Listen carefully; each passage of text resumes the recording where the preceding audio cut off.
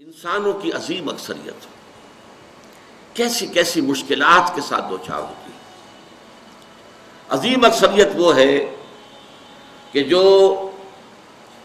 کمر توڑ دینے والی مشقت کرنے کے باوجود 2 وقت پیٹ بھر کر کھانا نہیں کھا سکتی، جن کے بچوں کو علاج کی سہولت میسر نہیں، مشقت، محنت، تکلیف، نہ صرف محنت و مشقت، محنت و مشقت کے اعتبار سے تو ہم یہ کہہ سکتے ہیں کہ انسان بھی لدو اونٹ کے مانند ہے یا کولو کے بیل کے مانند ہے، لیکن حیوان اور انسان میں اس اعتبار سے بڑا فرق ہے۔ انسان میں احساسات، رنج، غم، صدمہ،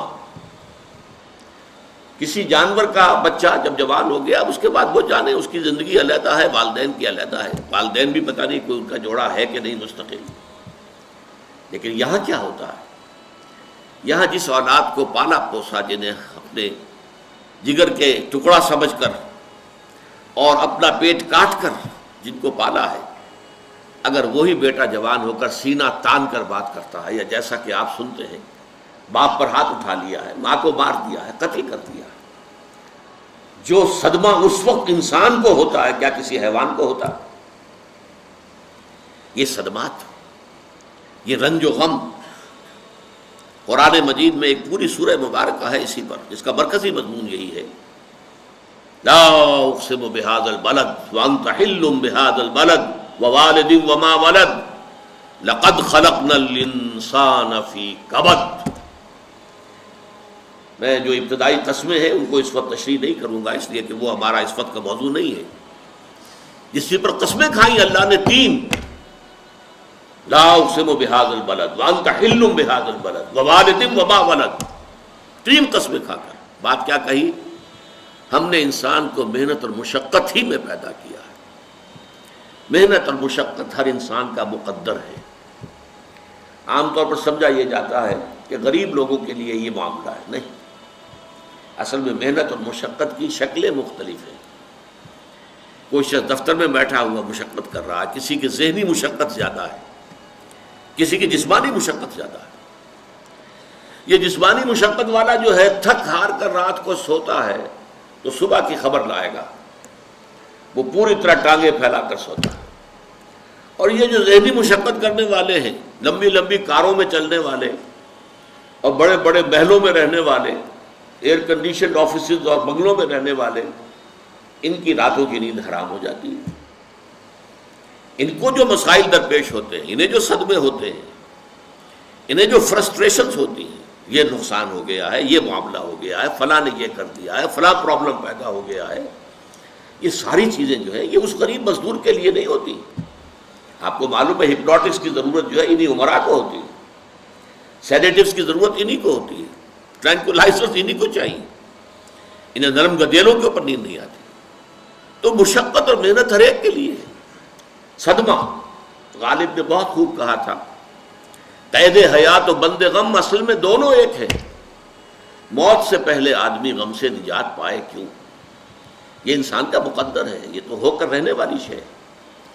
غم تو رہے گا، صدمہ رہے گا۔ آپ کو شاید یاد آیا ہو، ایک بڑی عظیم ہستی گزری ہے انسانی تاریخ میں، گوتم بدھ،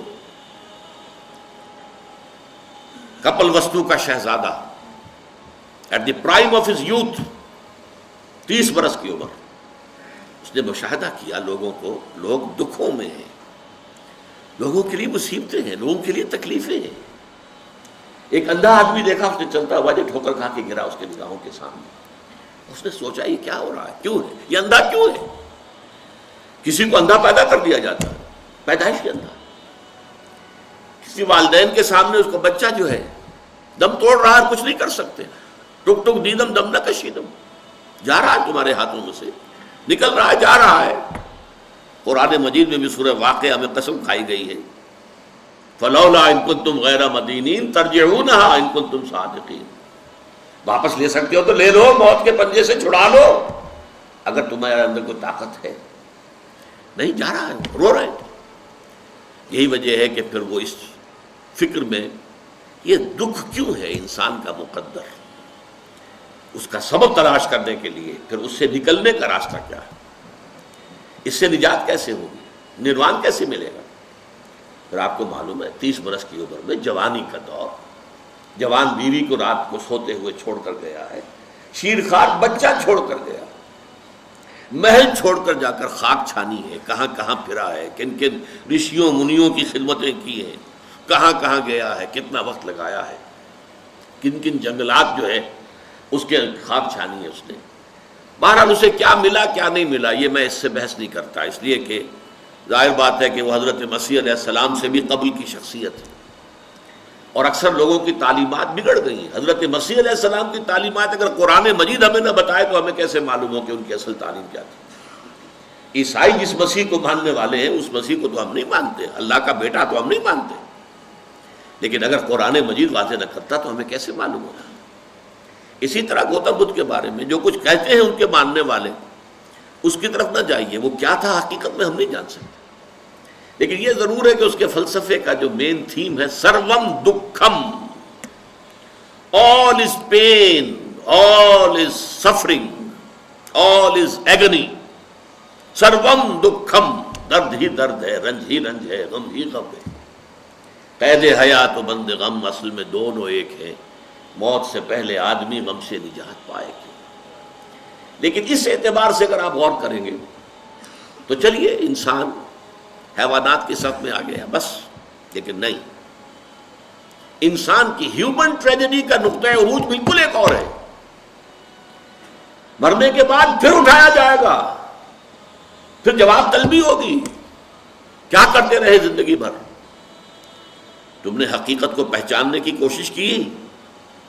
تم نے حق پر چلنے کی کوشش کی؟ یا تم نے ظلم کیے، زیادتیاں کی، ناانصافیاں کی؟ آؤ حساب دو۔ حیوان سے یہ محاسبہ نہیں ہے، نباتات اور حیوانات اس سے بری، انسان ہے۔ اس پر بھی ایک سورت ہے قرآن مجید کی، سورۃ الانشقاق، یا ایھا الانسان انک کادح الی ربک کدحا فملاقیہ، اے انسان تیرا معاملہ یہ ہے تو مشقت پر مشقت جھیل کر، تکلیفیں پر تکلیفیں برداشت کر کے پھر ایک دن اپنے پروردگار کے حضور میں حاضر ہوگا جواب دہی کے لیے۔ ثم لتحسبن بما تعملون، حضور کی ایک خطبے میں جو الفاظ آتے ہیں، واللہ لتموتن کما تنامون، خدا کی قسم تم سب مرو گے جیسے کہ ہر روز شام کو سو جاتے ہو، رات کو سو جاتے ہو۔ یہ نیند بھی موت کی بہن ہے۔ ثم لتبعثن کما تستيقظون، لیکن پھر جیسے روزانہ صبح بیدار ہوتے ہو ایسے ہی ایک صبح قیامت آئے گی کہ سب اٹھا لیے جاؤ۔ ثم لتحسبن بما تعملون، پھر تمہارا محاسبہ ہوگا، that grand accountability، وہ مسئولیت عظیم، پوری زندگی کا حساب، چھوٹی سی چھوٹی باتیں۔ وَمَنْ يَعْمَلْ مِثْقَالَ ذَرَّةٍ خَيْرًا يَرَهُ وَمَنْ يَعْمَلْ مِثْقَالَ ذَرَّةٍ شَرًّا يَرَهُ، ذرے کی ہم وزن نیکی ہوگی وہ بھی سامنے پاؤ گے، اور ذرے کی ہم وزن بدی ہوگی وہ بھی سامنے پاؤ گے۔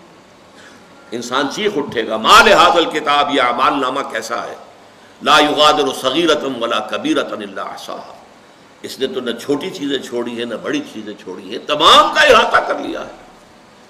وہ محاسبہ ہوگا، اس کے